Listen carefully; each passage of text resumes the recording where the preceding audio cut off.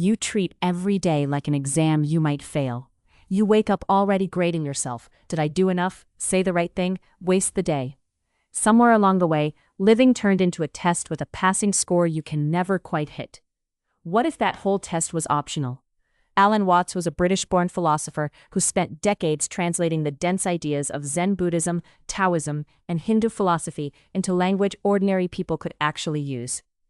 Through books like The Wisdom of Insecurity and hundreds of recorded talks throughout the 1960s and 70s, he became the voice that made Eastern thought feel less like scripture and more like common sense for a Western audience. He mattered then because people were exhausted by constant striving. He matters even more now, because we've built entire lives, school, career, social media, around performance review. And most of us are quietly, chronically afraid we're failing an exam nobody actually wrote for us. Watts noticed that most people move through life as if it were a spectator sport with a final score. You finish school and you're told there's a test. You get a job and there's a review. You post something online and there's a like count waiting to judge it. Watts described this as treating life like a problem to be solved rather than an experience to be lived. And he argued the habit never stays contained to school or work. It leaks into breakfast, into conversations with people you love, into the quiet 10 minutes before sleep, until every hour of the day is quietly carrying a grade attached to it. He liked to point out that we never ask what a piece of music is for. A symphony isn't rushing toward a destination it needs to reach as quickly as possible.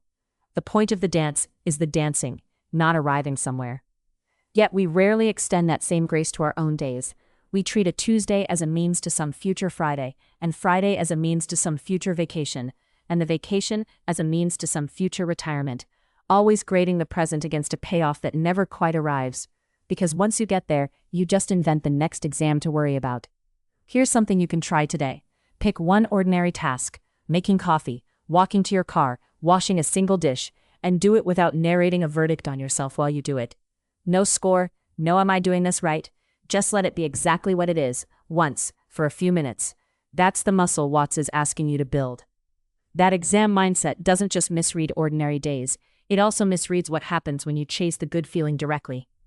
Which brings us to one of Watts's sharpest ideas, the backwards law. Watts popularized what's sometimes called the backwards law.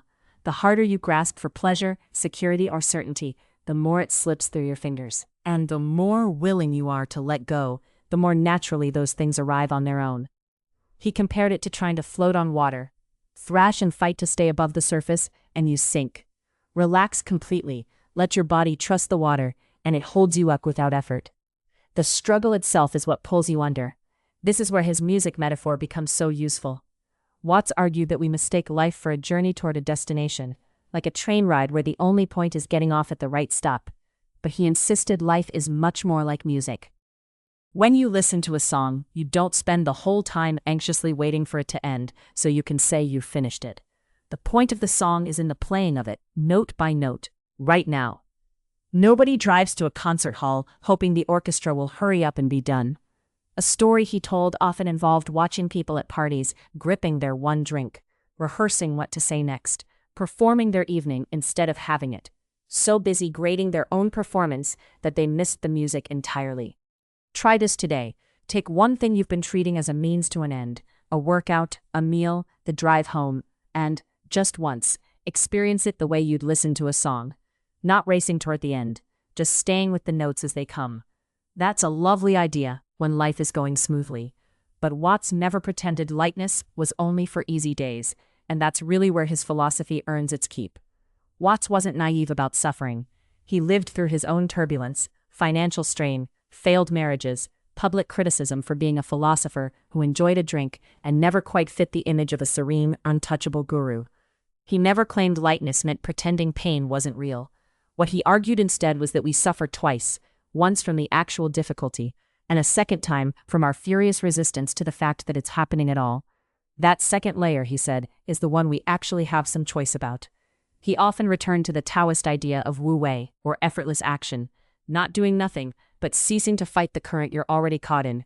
He compared it to being pulled out by a rip current in the ocean. Swim straight against it, and you exhaust yourself and drown. Swim with it, at an angle, and you survive. Genuine hardship, in his view, still calls for real effort and honest feeling, Grief, fear, and anger are legitimate responses, not failures. What he cautioned against was the added, exhausting performance of insisting things must be other than they are before you'll allow yourself to function. A concrete practice he taught was simply naming your resistance out loud when things go wrong, saying to yourself, "This is hard, and I am also fighting the fact that it's hard."